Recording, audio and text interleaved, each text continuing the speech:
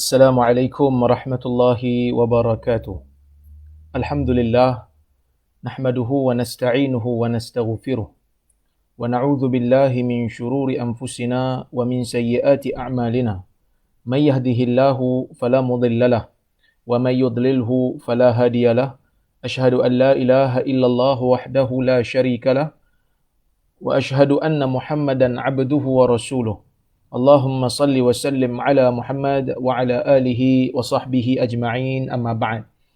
Muslimin dan muslimat yang dirahmati Allah Subhanahu wa taala sekalian, alhamdulillah pada hari ini kita dapat bersama-sama menyambung semula kuliah kita yang kita telah hentikan lama dulu kerana disebabkan PKP dan tidak boleh untuk kita mengadakan kuliah secara fizikal. Jadi usaha daripada Bakit untuk kita melaksanakan kuliah Sahih Bukhari ini secara atas talian. Alhamdulillah, saya kira ini pertama kalilah saya bersama dengan Bakit untuk kita mengadakan kuliah secara atas talian. Saya nak tahu juga respon daripada sahabat-sahabat yang mengikuti kuliah pada hari ini. Dengar tak suara saya? Jelas tak? Ke suara slow? Minta komen sikit dekat bahagian komen tu kalau ada yang tak dengar ataupun tak jelas, mungkin boleh bagi tahu. InsyaAllah kita akan sambung hari ni kuliah yang kita dah hentikan lama. Kita akan bermula insyaAllah. Kita masih lagi berada dalam Kitabul Ilm. Kitabul Ilm, kitab ilmu. Dan saya telah pun masuk ke dalam bab al-ilmu qabla al-qawli wal-amal. Ilmu sebelum perkataan dan amalan. Kata al-Imam An-Nawawi rahimahullah, babu ma kana an-nabiy sallallahu alaihi wasallam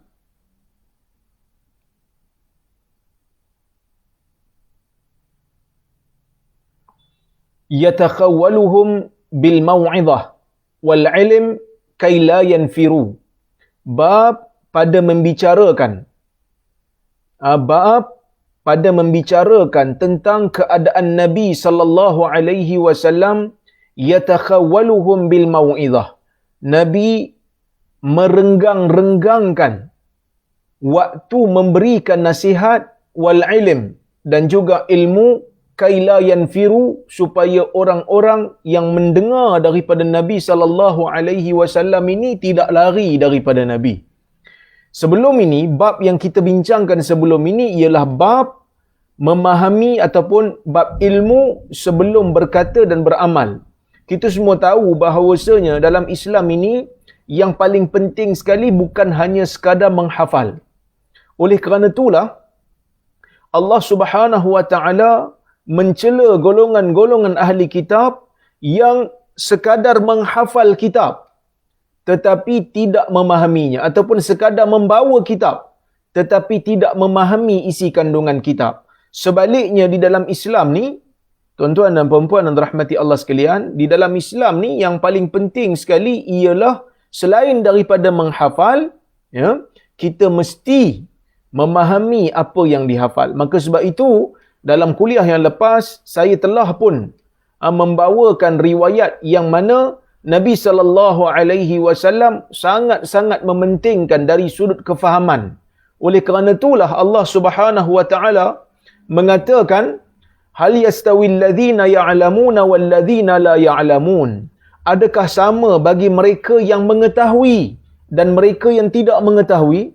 Soalan ini bukan hanya sekadar soalan, tetapi soalan ini ingin menetapkan bahawasanya sesekali tidak sama bagi mereka yang tahu dan faham berbanding mereka yang tidak tahu dan tidak faham. Masalul ladzina hummilut taurata thumma lam yahmiluha kamasalil himari yahmilu asfara. Kata Allah di dalam Al-Quran, perumpamaan orang-orang yang dibebankan dengan kitab tetapi mereka tidak memahami pun, tidak membawa ajaran kitab itu dalam kehidupan mereka, kamathalil himari yahmilu asfara.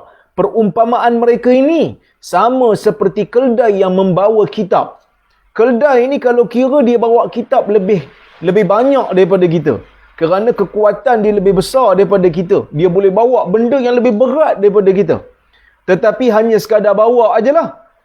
Tetapi keldai tidaklah lebih bijak daripada kita, walaupun keldai boleh bawa kitab lebih berat daripada kita. Oleh kerana tu Nabi SAW menyebutkan, wa innamal ilmu bitta'allum. Dalam hadis disebutkan, sesungguhnya ilmu itu, Nabi sebut, may yuridillahu bihi khairan yufaqihu fid din. Sesiapa yang Allah inginkan kepadanya kebaikan, Allah akan memberikan dia kefahaman dalam agama. Faham itulah yang lebih utama daripada hanya sekadar kita panggil daripada hanya sekadar hafal buta yang tidak faham. Wa innamal ilmu bitta'allum, kata al-Imam al-Bukhari. Sesungguhnya ilmu tu mestilah ada usaha untuk memahami. Ilmu tidak hanya sekadar hafal kemudian kita panggil curahkan tanpa memahami. Oleh kerana itulah Abu Dzar mengatakan dalam seperti mana yang dinukilkan oleh al-Imam al-Bukhari, law wada'tumus samsamah ala hadhihi wa asyara ila qafah thumma dhanantu anni unfidhu kalimatan sami'tuha minan nabi sallallahu alaihi wasallam qabla an tujizu alai la anfaztuha. Kata Abu Dzar, kalaulah kamu meletakkan pedang di atas ini, Abu Dzar mengisyaratkan ataupun menunjukkan kepada tengkuknya. Kalau Abu Dzar kata pada orang ramai pada waktu tu, kalau kamu letakkan pedang di atas tengkuk aku ni, kemudian aku waktu itu menyangka aku mungkin untuk menyampaikan satu kalimah yang aku dengar daripada Nabi SAW. Sebelum kamu memancung kepalaku, aku akan sebutkan. Nak menunjukkan kepada kita bahawasanya ilmu yang difahami itu sangat bernilai untuk kita amalkan dalam kehidupan dan untuk kita sampaikan pula kepada orang lain. Walaupun dalam keadaan kita tak sempat sampaikan semua, sekadar satu kalimah juga sudah memadai. Maksudnya, setelah agama ni bagi tahu kepada kita, ilmu itu adalah faham yang paling penting, bukan hanya sekadar hafal tetapi tidak faham. Bila kita dah tahu kepentingan faham, maka kita kena usaha untuk faham. Dan kita juga kena usaha bagi orang lain faham. Bukan hanya sekadar kita faham seorang-seorang. Maka sebab itulah Allah Subhanahu Wa Taala melaksanakan ataupun menetapkan pensyariatan dakwah, pensyariatan menuntut ilmu, supaya orang yang menuntut ilmu tu faham dan dia boleh memberi faham kepada orang lain. Tuan-tuan dan puan-puan yang dirahmati Allah sekalian, kata Ibnu Abbas, kunu, ketika mana dia mentafsirkan kunu rabbaniyin dalam Al-Quran, surah Ali Imran ayat 79, Allah mengatakan, jadilah kamu golongan rabbaniyin. Apa itu rabbaniyin? Rabbaniyin berasal daripada perkataan rabbani. Bila dikatakan di dalam Al-Quran, jadilah kamu golongan rabbani, jangan salah faham. Jangan ingat kena join kumpulan nasyid rabbani. Bukan. Kumpulan nasyid tu bukanlah wajib untuk kita join. Dengar, tak ada masalah lah.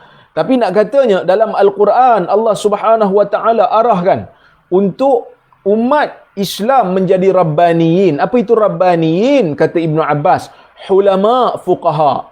Orang yang santun dan orang yang faham agama. Wa yuqal ar-rabbani alladhi yurabbin nasa bisigharil ilm qabla kibarihi.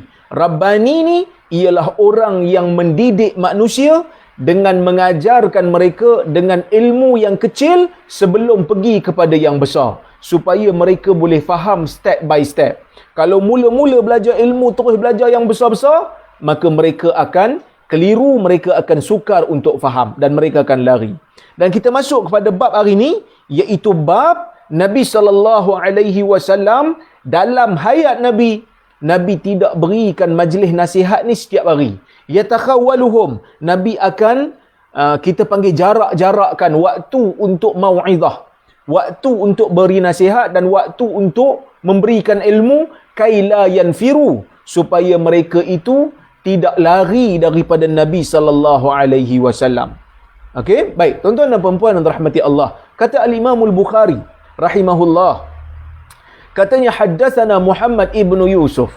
Qala akhbarana Sufyan anil A'mash an Abi Wa'il an Ibni Mas'ud qala kana an-nabiy sallallahu alaihi wasallam yatakhawwaluna bil maw'idhah fil ayyam karahatas sa'amati alaina. Maksudnya, telah bercerita kepada kami, kata Imam Al-Bukhari, telah bercerita kepada kami hadis ini Muhammad ibnu Yusuf, guru Al-Imam Al-Bukhari. Katanya telah mengkhabarkan kepada kami Sufyan daripada A'mash, daripada Abi Wa'il, daripada Ibnu Mas'ud. Katanya Nabi sallallahu alaihi wasallam, kata Ibnu Mas'ud, Nabi sallallahu alaihi wasallam menjarak-jarakkan, tidak buat setiap masa. Maksudnya Nabi jarak-jarakkan bil mau'izah fil ayyam. Waktu Nabi nak beri nasihat, buat majlis, nak bagi tazkirah, Nabi tak buat setiap hari, Nabi tak buat setiap masa, Nabi jarakkan pada hari-hari tertentu sahaja. Karahatas sa'amati alaina, kerana Nabi sallallahu alaihi wasallam tidak suka orang yang mendengar tu akan menjadi bosan, akan menjadi jemu. So tuan-tuan dan puan-puan dan rahmati Allah sekalian, ni sunnah Nabi. Jadi kalau kita tengok dalam budaya kita pun samalah. Kuliah ni dia ada hari-hari yang tertentu dia. Hari ni ustaz lain, esok ustaz lain. Bukanlah kita kata setiap hari, waktu tu, setiap hari, setiap masa ustaz yang sama. Nanti orang jadi boring. Sama juga macam di sekolah. Semua itu mereka memahami bahawasanya dalam pendidikan ni perlu untuk dijarak-jarakkan guru yang sama. Jadi sebab itu kalau kita belajar kat sekolah, dekat universiti, bukan satu hari daripada pagi sampai ke petang, setiap minggu guru yang sama. Tidak. Akan ditukar-tukar supaya mereka boleh untuk mendapat pendedahan yang baru, guru yang baru. Oleh kerana zaman Nabi ni tak ada guru lain untuk ajar agama, maka Nabi menjarakkan supaya orang tak jemu. Kenapa jemu? Kerana ilmu ni sesuatu yang perlu kepada struggle. Ilmu ni sesuatu yang perlu kepada tumpuan. Ilmu sesuatu yang perlukan kepada fikiran berjalan. Kognitif kita panggil. Benda yang ada dalam otak ni kena berjalan. Kadang-kadang jadi penat nak faham sesuatu. Kadang-kadang jadi bosan. Kerana apa? Kerana susah nak faham. Dulu kan saya pernah cerita tuan-tuan dan puan-puan, waktu saya pergi ke pondok, belajar ilmu bahasa Arab, belajar nahwu bahasa Arab, tata bahasa Arab. Waktu tu belajar setiap kali lepas solat. Bukan setiap masa. Lepas solat belajar sekejap supaya tak nak bosan. Supaya tak nak jemu. Jadi bila belajar tu, ada waktu-waktu ada bab yang kita susah faham. Jadi bila susah faham, penat otak nak dengar penjelasan. Kadang-kadang ustaz yang mengajar kita tu pun dah macam-macam cara dah dia nak bagi kita faham. Dah macam-macam ayat dah dia pusing nak bagi kita faham. Kita tetap tak faham. Kekangan bahasa pun ia juga. Waktu saya pergi pondok dulu, ustaz-ustaz saya sebahagiannya ada yang orang Sabah, ada yang orang Patani, daripada Thailand. Jadi kadang-kadang kekangan bahasa tu menyebabkan beberapa perkataan mereka yang saya susah nak faham. Jadi begitu sungguh dia nak bagi saya faham. Tapi saya tak faham juga. Bila saya faham? Saya fahamnya bila dah sampai ke Jordan, baru faham apa yang kita belajar. Semua sekali yang belajar di pondok tu, alhamdulillah, dari sudut tata bahasa Arab, semua bab saya faham. Menunjukkan kepada kita ilmu ni adalah sesuatu perkara yang memerlukan kepada pengorbanan. Memerlukan kepada kesungguhan. Memerlukan kepada belanja. Memerlukan kepada luangan masa. Kalau orang tak luang masa, dia tak boleh dapat ilmu. Jadi tuan-tuan dan puan-puan yang dirahmati Allah sekalian, hadis ni sangat selari dengan fitrah insan. Yang mana insan memerlukan rehat, insan memerlukan benda lain, perlu makan, perlu minum. Jadi Nabi SAW jarakkan.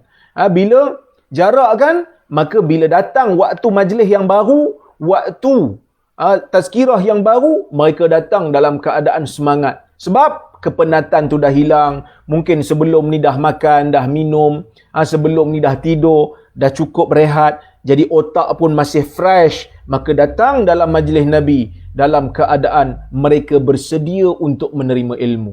Jadi tuan-tuan dan puan-puan yang dirahmati Allah sekalian, Bagi saya, hadis ni juga mengajarkan kepada kita konsep pendidikan mesti mengikut kepada minat anak murid. Jangan kita mengajar dalam keadaan anak murid tak minat kat kita. Ataupun tak bersedia. Bila nak mengajar, kena tunggu semua bersedia. Jangan bila anak murid masih lagi belum, kita ada anak-anak kan, anak kita belum dengar betul lagi, baru orang kata kita panggil dia, baru dia nak sediakan kursi nak duduk, kita dah hajar dia, kita dah pesan kat dia, takut-takut dia tak boleh fokus. Jadi bila kita nak nasihat anak-anak, Nabi ajar cara, iaitu pastikan mereka tak boring dengar, pastikan mereka bersedia untuk dengar. Jadi pastikan mereka duduk dah. Kalau kita suruh mereka duduk, pastikan duduk siap dah. Lepas tu kita tanya, dah sedia dah nak dengar? Okey, dah sedia. Kemudian baru kita memberikan pesanan. Kerana pesanan itulah yang akan memberikan, yang dalam keadaan itulah yang akan memberikan kesan kepada orang yang kita nak ajar.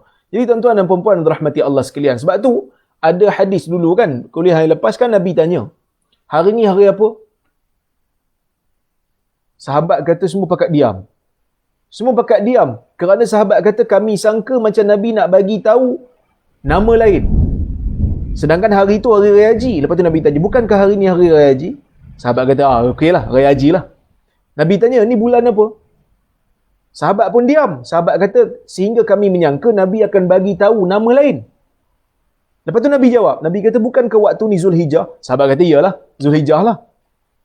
Lepas tu baru Nabi bagi tahu, sesungguhnya fa inna dima'akum, sesungguhnya darah kamu, wa amwalakum, dan juga harta kamu, wa a'radakum, dan juga maruah kamu, bainakum haram, sesama kamu adalah haram.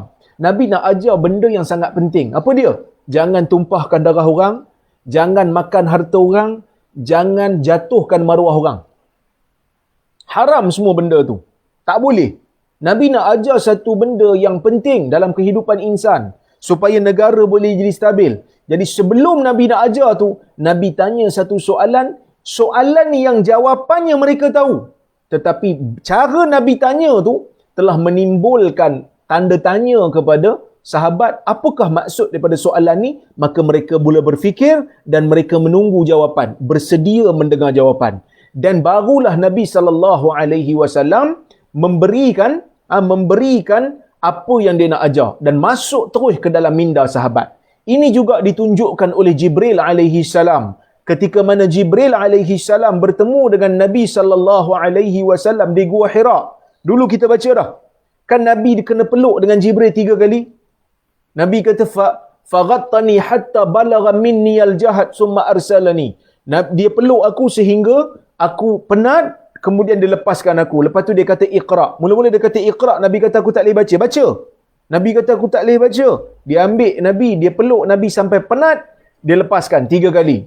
Kata sebahagian ulama, seperti Al-Khattabi, dia mengatakan perbuatan Jibril memeluk Nabi tu adalah untuk supaya Nabi SAW memberikan fokus kepada apa yang akan disampaikan oleh Jibril.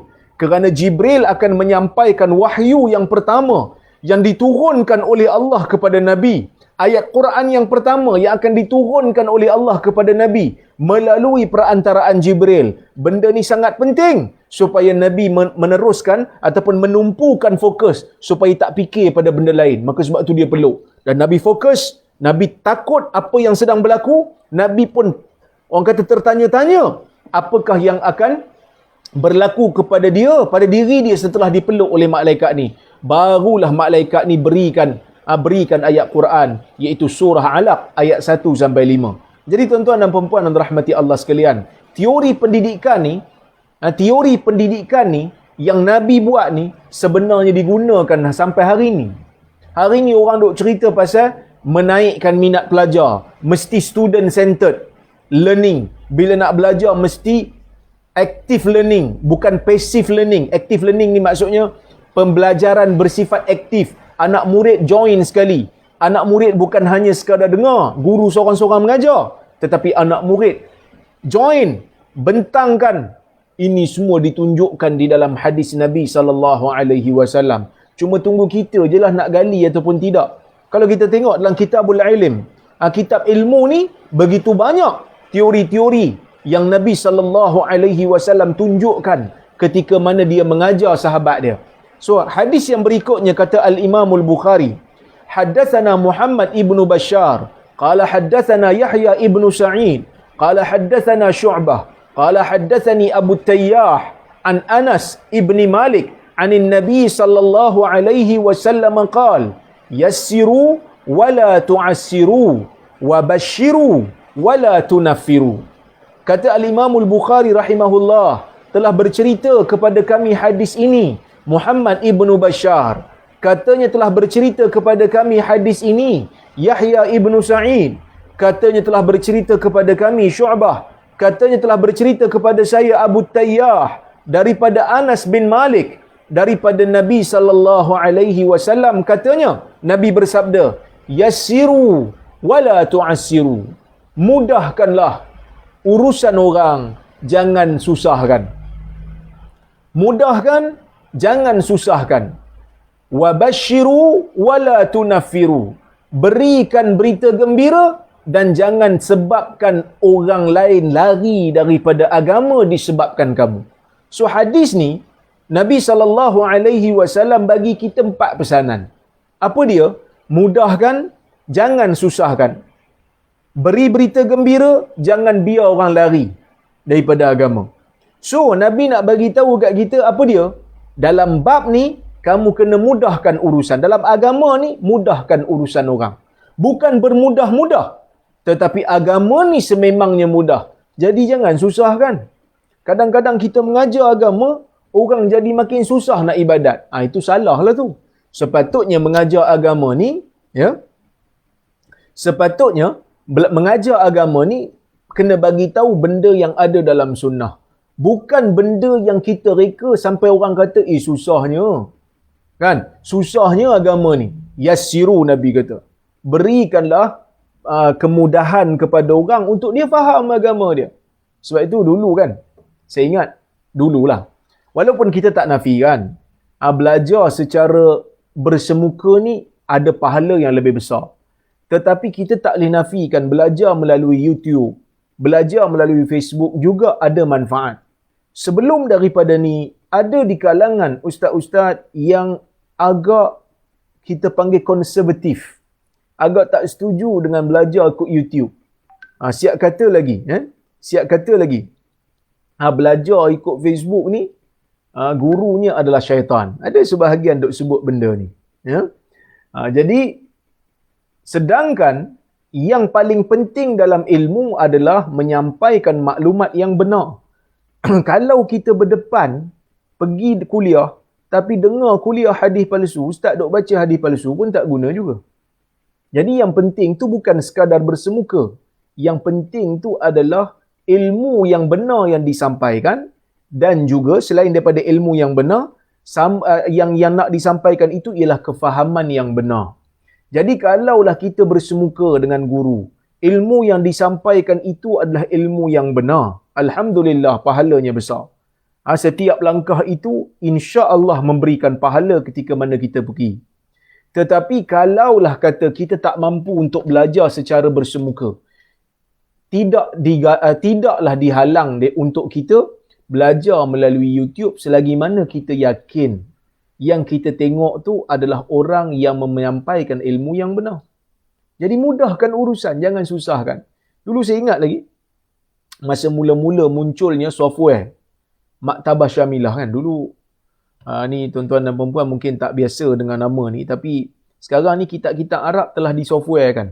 Simpan dalam laptop. Jadi satu laptop tu boleh simpan 14,000 kitab dalam bentuk e-book. Jadi senang lah. Sebab tu kalau saya pergi mengajar dekat Telekom, saya tak bawa buku, saya tak bawa kitab. Kerana kadang-kadang kitab ni mungkin berat. Jadi saya bawa iPad, saya bawa laptop, saya baca daripada situ je. Kerana dalam tu ada 14,000 kitab. Dulu masa saya di Jordan, ada tutup guru yang tak bagi guna software tu. Dia kata, ni sebanyak salah. Sehinggalah saya pergi ke UIA, saya belajar buat master di UIA, ada seorang guru saya, nama dia Sheikh Muhammad Abu Laith Al-Khairabadi. Dia mengatakan, pakailah, orang dah buat. Kerana apa yang ada dalam software tu sama macam ada dalam kitab. Kesilapan memang ada. Kitab pun ada silap, cetak. Jadi kesilapan tu benda biasa. Jangan kesilapan yang kecil kita menafikan usaha untuk memudahkan orang. Jadi yassiru, mudahkan. Jadi kalau boleh, katalah kuliah hari ni sepatutnya kita buat fizikal, tapi sebab disebabkan oleh SOP kita tak mampu buat. Bila tak mampu, mudahkan. Buat cara online. Yang mana online tu juga mencapai maksud untuk memberikan ilmu kepada orang yang dengar. Jadi bila ia mencapai maksud, maka kita mudahkan. Mudahkan urusan. Wala tu'asiru. Nabi ulang. Bila mudahkan, Nabi kata kamu jangan susahkan. Jangan susahkan orang. Kadang-kadang orang nak belajar agama, dia punya susah, dia punya cara hurai tu kadang-kadang orang pun tak faham. Sebab tu ada satu orang kawan saya, dia masuk Islam. Dia masuk Islam. Lepas dia masuk Islam tu, dia belajarlah dengan seorang ustaz. Jadi ustaz tu mungkin dia tak ada kemahiran komunikasi agaknya. Jadi dia mengajar, bila dia mengajar tu dia kata Allah itu ada. Allah itu wujud. Wujudnya Allah tak sama macam wujudnya kita. Wujudnya kita tak macam wujudnya Allah. Wujudnya kita mungkin wujud. Wujudnya Allah wajib wujud. Boleh faham? Dia ni bukan Melayu. Ada kekangan bahasa sikit. Jadi bila dengar ustaz tu, dia pun pening. Lah kali dia kata, ustaz, tolong bagi tahu saya lah, Allah itu wujud ke tak wujud? Dia kata Allah wujud. Sudahlah, saya pun saya nak tahu yang tu saja. Jadi bila orang baru masuk dalam agama ni, kita jangan susahkan dia, nak bagi dia faham ilmu-ilmu yang sangat mendalam dulu. Biarlah dia belajar benda yang dia perlu dulu. Belajar benda yang dia perlu dulu, bagi dia faham Allah wujud, cukup. Nanti bila dia dah faham sungguh, dia nak belajar lebih mendalam, dia nak belajar akidah yang berdasarkan kepada susunan falsafah, itu lain cerita. Tapi dia duk pusing-pusing, sedangkan kawan tu baru masuk Islam minggu lepas. Usah kata nak salat, wuduk pun dia masih lagi belum boleh buat dengan sempurna umpamanya. Kita dah hajar dia benda-benda yang berkaitan dengan falsafah, benda-benda yang berkaitan dengan benda yang kita kata akal fikir terlalu jauh. Kan? Memerlukan kepada latihan akal yang sangat dahsyat. Sedangkan benda tu dia tak perlu belajar lagi. Yassiru wala tu'assiru. Ini juga pesanan Nabi SAW kepada sahabat. Apabila mereka pergi ke tempat-tempat baru. Bila pergi tempat baru nak berdakwah, Nabi pesan benda yang sama. Mudahkan. Jangan susahkan. Bagi orang faham benda yang simple. Bagi orang faham benda yang mereka perlu dulu. Jangan kamu bebankan mereka dengan benda yang mereka tak perlu ataupun mereka tak mampu faham. Wabashiru. Berikan berita gembira. Orang yang nak balik kepada agama, berikan berita gembira. Kalau orang tu datang pada kita, dia kata, ya ustaz, saya ni nak taubat. Saya ni banyak buat dosa. Jangan ambil tahu dosa apa. Bagi tahu saja kalau dosa ni dengan Allah, pergi taubat dengan syarat taubat. Kalau dosa ni dengan manusia, pergi minta halal pada manusia ataupun ganti. Jangan bila ni kita duk sibuk pula macam pegawai polis nak pergi tanya, buat apa dosa dulu? Dia pun cerita satu-satu. Benda ni ada buat tak? Kita pula pergi tanya. Dah macam pegawai polis pula kita. Pergi tanyalah kali kita kata, dosa ni besar sungguh. Dosa ni besar sungguh. Jadi saya ingat pak cik bersedialah dengan neraka yang menunggu. Jangan. Kerana taubat ni pintu dia terbuka selagi mana matahari belum naik daripada barat. Jadi berikan berita gembira. Bagi tahu dekat dia. Bagi tahu dekat dia bahawasanya berita taubat memberikan taubat apabila ia sah dengan syarat dan rukunnya, maka taubat itu akan mengampunkan semua dosa. Bagi tahu kat dia supaya dia gembira.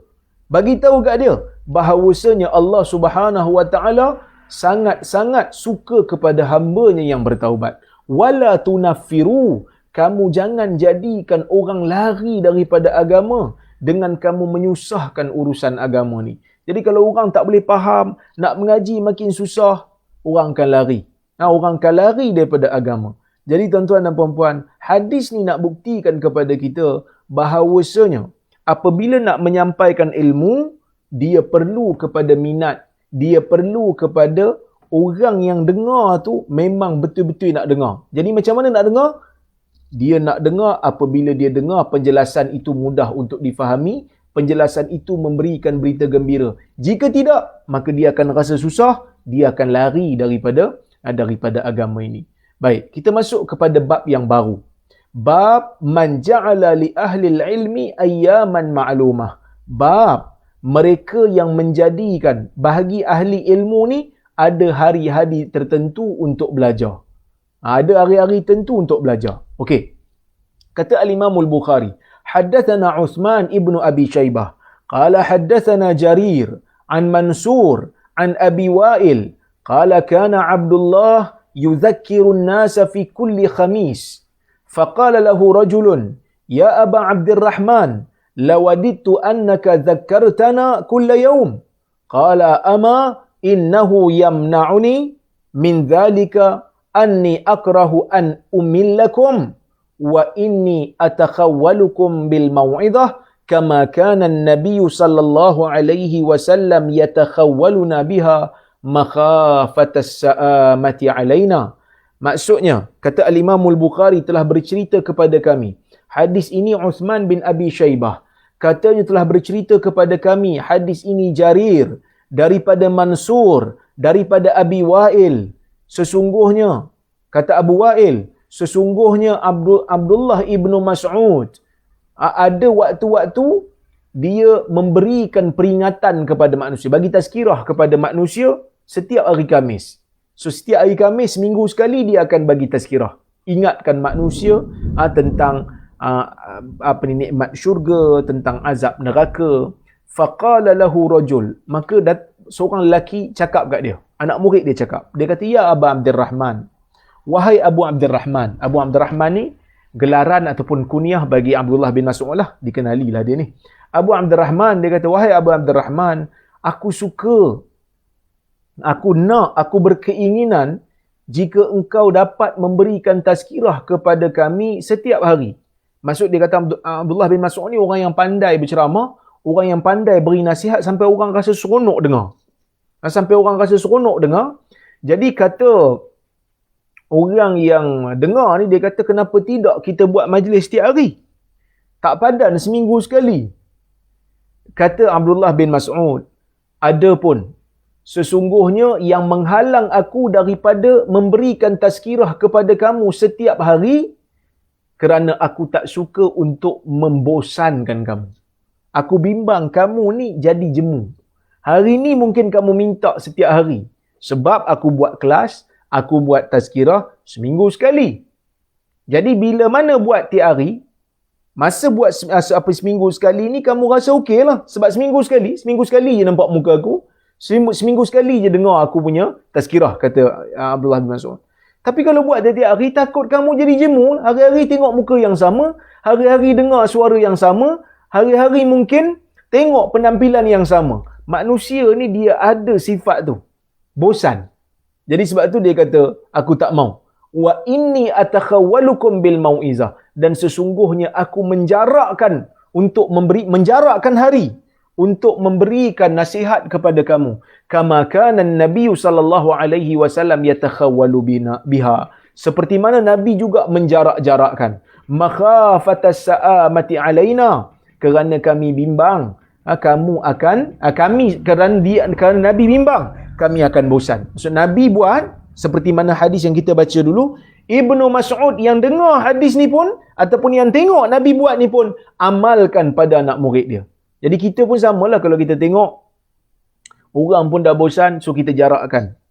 Kita jarakkan sikit, seminggu sekali ke, 2 hari sekali ke, terpulang pada kecerdikan kita kepada penilaian kita. Bukanlah semestinya seminggu sekali, boleh 2 hari sekali, boleh 3 hari sekali, boleh 2 minggu sekali, supaya orang tak bosan. Bukanlah maksud kalau buat setiap hari itu jadi salah. Benda yang nasihat ni benda yang baik. Allah Subhanahu Wa Taala suruh kita berikan nasihat kepada orang. Wa dzakir fa inna dzikra tanfa'ul mu'minin. Berikan peringatan, kerana peringatan memberikan manfaat kepada orang beriman. Tapi dalam cara nak berikan peringatan tu, kadang-kadang ada metod yang perlu kita perhatikan. Orang bila boring dengar ceramah kita tak boleh tuduh dia suka-suka dia anti Islam. Ini benda penting. Bila orang kritik kita, bukan semestinya orang benci Islam. Walaupun kita datang daripada keluarga Islam, walaupun kita ni ada kelulusan sijil Islam, sijil pengajian Islam, tapi bila orang kritik kita, tak semestinya orang benci Islam. Bila orang boring dengar kita, bukan bermakna orang boring dengan Islam. Sebab tu ada orang tanya pada saya kan, dia kata, "Ustaz, saya ni kadang-kadang ada ustaz-ustaz yang datang dekat tempat ni, saya tak apa nak dengar dia." Kenapa? Dia kata bukan apa, kadang-kadang dia ni ada masalah attitude sikit. Bila cakap tu cakap kasar, bila cakap tu cakap kadang-kadang tak berlapik, jadi saya tak berasa dengar. Saya tak biasa dengar benda ni. Kadang-kadang dia mengumpat umpamanya, sebut nama orang secara jelas, tak berselindung. Kadang-kadang dia mencarut. Jadi adakah saya salah bila saya tak dengar majlis agama yang sebegitu? Jadi bila orang bila dia macam tu, dia bukan tak suka pada agama, dia tak suka pada orang yang menyampaikan tu. Jadi kita kena beza di antara dua. Jadi bila kita berikan nasihat setiap hari, setiap masa, sampai orang jemu. Sebenarnya bukan orang jemu dengan agama, orang jemu nak dengar daripada kita. Jadi kita jarakkan sikit. Kita kena bezakan di antara dua, ya, supaya kita tak sangka buruk dengan orang dalam masalah ni. Baik. Bab yang berikutnya. Bab mayyuridillahu bihi khairan yufaqihu fid din. Bab pada membicarakan tentang sesiapa yang Allah inginkan padanya kebaikan, Allah akan memberikan dia kefahaman di dalam agama. Baik, kata al-Imam al-Bukhari rahimahullah, haddatsana Sa'id ibn Ufair qala haddatsana Ibn Wahb an Yunus an Ibn Shihab qala Humaid ibn Abdurrahman qala sami'tu Muawiyah khatiban يقول سمعت النبي صلى الله عليه وسلم يقول من يرد الله به خيرا يفقهه في الدين وإنما أنا قاسم والله يعطي ولن تزال هذه الأمة قائمة على أمر الله لا يضرهم من خالفهم حتى يأتي أمر الله. Yang bermaksud, Imam Bukhari kata telah bercerita kepada kami hadis ini Sa'id ibn Ufair. Katanya telah bercerita kepada kami hadis ini Ibn Wahab daripada Yunus, daripada Ibn Shihab. Katanya telah berkata Humaid bin Abdurrahman, kata Humaid, aku mendengar Muawiyah ketika Muawiyah menjadi khatib di atas mimbar, dan dia berkata, aku mendengar Nabi sallallahu alaihi wasallam bersabda, "May yuridillahu bihi khairan." Sesiapa yang Allah inginkan padanya kebaikan, Allah akan memberikan dia kefahaman di dalam agama. Maksudnya kalau Allah nak kebaikan pada kita, dia bagi kita faham agama. Mula-mula dia bagi kesedaran agama. Sebab tu saya, tuan-tuan dan puan-puan, saya agak macam teruja lah juga dengan tuan-tuan dan puan-puan yang orang kata apa? Begitu istiqamah duduk dalam majlis ilmu. Walaupun kadang-kadang kita rasa macam kuliah agama ni biasa-biasa je, sekadar duduk dan dengar. Tapi bukan senang, dia memerlukan pengorbanan yang besar, konsisten yang tinggi. Bukan senang nak buat majlis agama ni. Nak kena panggil ustaz, nak kena buat iklan, nak kena hantar email pada staff. Jadi beruntunglah bagi mereka yang ada kesedaran nak belajar ni. Kesedaran nak buat majlis ilmu ni. Pahala menuntut ilmu pun dia dapat. Pahala berusaha melaksanakan majlis ilmu pun dia dapat. Pahala mudahkan urusan orang lain untuk belajar pun dia dapat. Jadi untunglah dia, kan? Jadi untung. Jadi bila Allah menggerakkan jiwa kita untuk duduk dalam majlis ilmu, usaha untuk faham ilmu, itu menunjukkan Allah nakkan kebaikan pada kita. Itu benda yang kita kena syukur pada Allah. Kerana ada manusia, ya, yang usah kata nak pergi belajar, menganjurkan majlis agama, nak suruh hadir pun dia rasa berat. Lagi teruk pada tu bukan hanya sekadar nak suruh hadir, dia rasa berat. Dia memusuhi pula majlis agama. Dia usaha macam mana nak halang majlis agama. Yang tu lagi musibah besar lah. Dia tak suka orang dengar majlis agama. Dia tak suka. Dia pun tak suka orang lain pergi dengar. Itu musibah. Bila Allah nakkan kebaikan kepada kita, Allah berikan kita minat untuk mengaji, minat untuk duduk dalam majlis. Walaupun waktu ni waktu makan, walaupun waktu ni waktu lunch sebenarnya. Waktu mengantuk lah kita kata kan. Tapi kita duduk, kita dengar. Ustaz tak datang tak apa, kita buat online. Menunjukkan Allah nakkan kebaikan pada kita. InsyaAllah, mudah-mudahan kita doakan supaya perasaan nak mengaji agama, nak duduk dalam majlis ilmu, nak usaha untuk faham agama ni kekal ada insya-Allah sampai bila-bila, sampai akhir hayat kita lah. Sampai akhir hayat kita. Tuan-tuan dan puan-puan yang dirahmati Allah sekalian, Nabi SAW bagi tahu, kalau Allah nakkan kebaikan, dia akan bagi faham. Kesungguhan ada, kemudian Allah bagi faham. Kerana ada orang yang Allah Ta'ala letak dia dalam jurusan agama, tapi dia pun tak faham juga. Ada juga. Menunjukkan Allah tak naklah kebaikan pada dia. Dia pun tak mau usaha. Ada orang duduk dalam majlis ilmu, tapi tak faham pun. Ada orang duduk dalam bidang agama, mengaji sampai pergi ke Timur Tengah, tapi tak faham pun. Jadi kalau ada manusia yang Allah berikan dia kefahaman dalam agama, kita kena syukur banyak. Kerana itu kebaikan yang sangat besar. Sebab tu saya katakan, bila Allah letakkan saya dalam bidang hadis, saya rasa syukur yang teramat sangat. Walaupun sebelum ni saya tak minat bidang hadis, saya syukur bila Allah Ta'ala letakkan saya dalam bidang ni secara paksa. Pada peringkat awal, saya pun tak apa suka bidang hadis pada peringkat awal. Tetapi setelah saya masuk dalam bidang ni, saya rasa kebaikan yang begitu banyak yang Allah berikan kepada saya. Sehingga kan, saya rasa diri saya minat untuk belajar ataupun menilai status-status hadis. Sehingga bila ada satu ketika tu, dia jadi macam teringin nak takhrij hadis ataupun nak nilai hadis. Alhamdulillah dengan ilmu yang Tok Guru saya bagi, saya mampulah sikit untuk semak kitab hadis dan tahu status hadis-hadis. Yang mana dulu tak mampu. Dulu terpaksa minta orang. Sebab dulu saya bidang syariah, tak mampu nak nilai hadis sendiri. Sekarang Alhamdulillah sikit-sikit saya boleh lah. Bagi saya rasa saya bersyukur kerana Allah memberikan sedikit ilmu di dalam bidang ini. Nabi kata, wa innama ana qasim wallahu yu'ti. Sesungguhnya aku hanyalah pembeda. Aku hanyalah pembahagi. Wallahu yu'ti. Dan Allah yang memberi. Ulama ada dua pandangan. Sebahagian ulama mengatakan yang dimaksudkan oleh Nabi adalah pembahagi ni dari sudut pemberian zakat dan pemberian harta. Kerana zakat ni dia ada asnaf. Jadi ada orang yang Nabi bagi kerana dia layak. Ada orang Nabi tak bagi kerana dia tak layak. Mungkin benda tu menyebabkan orang tak puas hati. Jadi Nabi pesan dah elok-elok. Sebelum daripada Nabi sebut perkataan ni, Nabi kata, kalau Allah nakkan kebaikan kepada seseorang, dia akan bagi faham agama. Jadi kalau Nabi tak bagi, kamu kena tahu. Dalam agama ni ada hukum dia. Aku hanya pembahagi, tetapi aku bukan pemberi. Yang memberi Allah. Kalau kamu ada hak untuk dapat harta zakat ni, aku beri. Jadi kalau kamu rasa tak puas hati, pergi belajar agama, bagi faham dulu. Kerana kalau kamu nakkan pemahaman, kamu kena usaha. Yang mana pemahaman dalam agama ni satu kebaikan. Yang tak semua orang dapat. Kadang-kadang dia mampu untuk baca kitab Arab, tetapi dia tak faham. Kadang-kadang dia mampu untuk baca kitab-kitab agama yang tebal-tebal, tetapi dia gunakan untuk menyesatkan orang lain. Berapa ramai di kalangan orang golongan-golongan orientalis yang mampu untuk membaca kitab-kitab besar dalam agama, tetapi menimbulkan kekeliruan, menimbulkan syakwa sangka terhadap agama ni. Sepatutnya dia mengambil manfaat, tetapi akhirnya dia menyesatkan orang lain. Dia kekal kafir dan dia menyesatkan orang Islam yang lain yang percaya pada dia.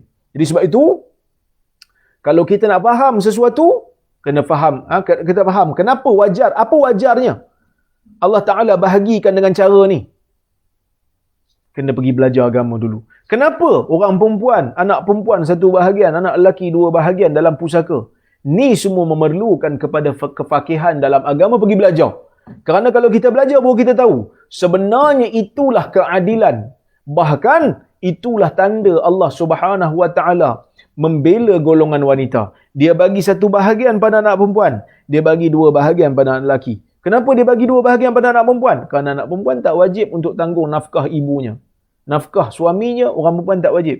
Sedangkan anak lelaki kalau dia ada anak, dia ada isteri, dia ada ibu, dia perlu untuk menanggung ibu, anak dan juga isterinya. Jadi kalau kita tengok, orang perempuan dapat satu bahagian, dia terus masuk poket dia. Suami dia tanya, dapat pusaka kan? Ya. Belanja abang? Tak boleh. suami tak boleh paksa kerana itu adalah hak isteri. Tetapi kalau suami yang dapat harta pusaka, isteri kata, dapat duit pusaka okey, bila nak belanja saya hari ni nak makan sekian-sekian. Suami kena bagi nafkah. Kalau isteri tak masak, suami tak boleh paksa. Kerana itu merupakan hak isteri untuk mendapatkan bahagian daripada nafkah dia. Wallahu yu'ti, Allah memberi. Nabi hanya pembahagi, Nabi cuma bedak pada kita. Ada yang kata dari sudut harta.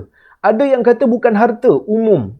Maksudnya ilmu yang Nabi bagi pun, ilmu yang Nabi sampaikan pun, sebenarnya Allah yang beri. Kalau tengok lafaz hadis ni, dia lebih pada umum lah. Apa saja yang Nabi sampaikan kepada kita, sebenarnya bukan Nabi yang beri. Tetapi Allah yang beri, Nabi hanya menyampaikan. Maka sebab itu Nabi ni digelar dengan gelaran Rasul. Digelar dengan gelaran Nabi.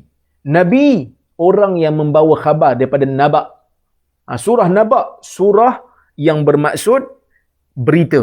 Yang membawa berita, yang membawa khabar. Nabi. Rasul ialah utusan. Mana-mana pun kalau kita kata Rasul, dia adalah utusan. Kenapa Rasul dipanggil utusan? Kerana Rasul itu adalah utusan Allah yang diutus oleh Allah dengan sesuatu. Hukum, hakam dan akidah untuk disampaikan kepada manusia. Nabi, Rasul. Nabi adalah perantara. Nabi penyampai. Allah yang memberi. Walan tazala hadhil ummah. Dan sentiasa umat ini qaimatan ala amrillah, akan sentiasa umat ini berdiri di atas agama Allah, di atas arahan Allah. La yadurruhum man khalafahum, dan orang yang berbeza dengan mereka, orang yang menentang mereka, sekali-kali tidak akan dapat memudaratkan mereka. Hatta ya'tiya amrullah, sehingga datang kepada mereka itu arahan seterusnya daripada Allah, iaitulah kiamat. Tuan-tuan dan puan-puan yang dirahmati Allah sekalian, rangkap yang terakhir ni Nabi nak sampaikan kepada kita ialah dari sudut keistimewaan umat ni yang Allah Ta'ala muliakan. Akan ada di kalangan umat ni, akan ada satu kumpulan daripada kalangan orang-orang Islam yang sentiasa berdiri di atas agama Allah, berdiri di atas hukum-hukum Allah, akan memelihara perintah-perintah Allah. Maksudnya umat ni tak akan binasa sebelum kiamat. Melainkan bila Allah Ta'ala dah hantar angin yang lembut yang akan mematikan semua orang Islam yang ada dalam jiwanya ada iman dan sedut akan mati. Itu memang mati semualah orang beriman. Tapi sebelum Allah Ta'ala hantar angin tu, umat ni akan ada. Umat ni tidak akan binasa. Ni merupakan tanda kiamat yang akan berlaku nanti di akhir zaman. Akan ada orang yang menentang agama kuat, dan golongan agama ni adalah golongan yang memegang pegangan agama, golongan yang mempertahankan Quran dan Sunnah ialah golongan yang minoriti. Sebab tu dalam riwayat yang lain disebut la tazalu ta'ifatum min ummati, akan ada satu kumpulan kecil daripada kalangan umat aku ni, azahirina 'alal haq, mereka akan zahir, mereka akan sentiasa berada di atas kebenaran, memegang kebenaran walaupun mereka itu minoriti. Jadi nak bagi tahu ni, Nabi nak bagi tahu, ini satu berita gembira kepada umat ni. Umat ni takkan binasa sampai kiamat. Akan ada orang yang mempertahankan. Tak ada agama ni akan dirosakkan oleh semua orang. Kalau ada yang rosakkan, akan ada yang menentang. Itu yang Nabi kata la yadurruhum man khalafahum. Orang yang menentang mereka sekali-kali tidak akan memberikan mudarat kepada mereka. Mereka boleh tentang, mereka boleh sekat, mereka boleh bunuh, tetapi tetap kumpulan itu akan berada di atas kebenaran sampailah kiamat. Hatta ya'tiya amrullah, sehingga datang kepada mereka hari kiamat. Jadi tuan-tuan dan puan-puan yang dirahmati Allah sekalian, hadis ni nak bagi tahu kat kita tentang kepentingan ilmu, kepentingan usaha untuk memahami agama Allah, yang mana ilmu inilah yang akan menjadikan orang-orang di akhir zaman akan sentiasa berada dan memelihara perintah Allah. Kumpulan yang kecil ni sudah pastinya kumpulan yang ada ilmu. Sebab tu Ibn Hajar waktu dia mensyarahkan hadis ni, dia kata ulama-ulama silam seperti Imam Ahmad, seperti Al-Imamul Bukhari, Mereka mengatakan golongan yang sedikit ini, satu kumpulan yang sedikit ini ialah kumpulan mereka-mereka yang berpegang dengan hadis Nabi sallallahu alaihi wasallam. Mereka yang berpegang dengan sunnah Nabi sallallahu alaihi wasallam. Mereka inilah golongan yang tidak mungkin dapat dikalahkan. Sebab tu kita jangan risau. Ada orang kadang-kadang dia risau, dia kata, "Ustaz, macam mana Ustaz?" Saya kata, agama ini Allah Ta'ala jaga. Kalau Allah tak jaga agama ni atas tangan kita, Allah Ta'ala akan lantik orang lain untuk jaga agama dia. Jangan risau. Kerana ini janji Allah. Kalau katalah kita ni tak berjaya untuk menegakkan agama Allah kerana kita ni diapa-apakan dan sebagainya, percaya dan yakinlah bahawasanya akan ada orang lain yang akan tetap menyebarkan ilmu yang benar. Kepentingan ilmu ni kita akan dapat daripada hadis ni. Nakkan ilmu, nakkan kefahaman agama, kena usaha. Dan itu kebaikan. Nak faham hukum hakam agama, kena usaha untuk berilmu. Dan nak jadi orang yang sentiasa berada di atas kebenaran pun, kena ada ilmu. Kalau tidak, kita mengikut orang je lah. Sebab kadang-kadang orang yang jenis malas belajar, malas fikir ni, kadang-kadang dia duk fikir, dia tengok mana yang ramai. Mana yang ramai dia ikut. Sedangkan di akhir zaman, ramai atau sedikit tidak menentukan kebenaran. Kalau kebenaran tu diukur dengan ramai, sudah pastinya orang Kristian lebih ramai daripada orang Islam. Sedangkan kita orang Islam tak adalah kata orang Kristian tu betul. Kan? Jadi tuan-tuan dan puan-puan, saya rasa cukuplah sekadar tu untuk hari ini. InsyaAllah jika ada kesempatan yang lain kita bertemu lagi. Sebab dah pukul 2 dah ni. Saya pun tak perasan. Dah pukul 2. InsyaAllah kita sambung lagi. Saya rasa ada soalan?